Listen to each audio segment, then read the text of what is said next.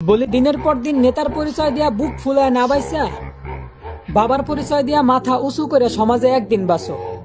5 বছর পর একদিনের জন্য খবর নেওয়া নেতার চামচামি না কইরা সুখ দুঃখে সারা জীবন পাশে থাকা বাবারে সম্মান করো।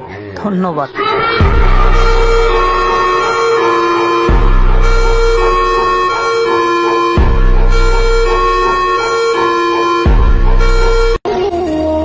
তুই যে সব মার্কেটে ঈদের জামা কাপড় কিনতে যাস, আমরা প্রবাসীরা ওই সব মার্কেটে বাজার করতে যাই।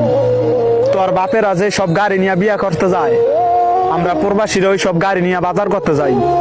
বাতারে কামাই করে তাই লাগে না তোর বাতাস। মুখ সিরিয়াল আনু মাগি যদি প্রবাসী গো কামলা কঞ্চ দাস।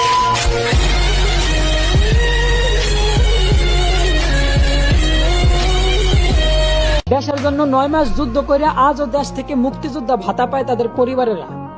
অথচ বছরের পর বছর নিজের দেশকে রেমিটেন্স দেওয়ার জন্য যুদ্ধ করতেছে প্রবাসীরা। সেই প্রবাসীদের লাশটাই নাকি ইউএস বিমান বহন করতে পারবে না। তো বলি তোমাকে বাপের টাকা দিয়া প্রবাসী আইছিলাম রে, তবুও তো মাসের পর মাস সেই প্রবাসীদের কষ্টে কামানো রেমিটেন্স পকেটে নিয়ে চলাফেরা করো। সব প্রবাসীরা মিল্লা যখন তোমাদের ওই ইউএস বিমান বয়কট করে দিমু, তখন দেখবো ঠোঙ্গার মতো খালি বিমান আকাশে উড়ায় কি করো। বলি জিন্দা প্রবাসীর কষ্টে কামানো রেমিটেন্স দিয়া বিমান তৈরি করিয়া আবার সেই বিমানে প্রবাসীদের মৃতদেহটাই নিতে অস্বীকার করলা। বিষয়টা এমন হইল না যে সারা রাত নিজের ইজ্জত মানুষের কাছে বিলাইয়া আবার ভোর রাত্রে উজু করে নামাজে দাঁড়াইলা।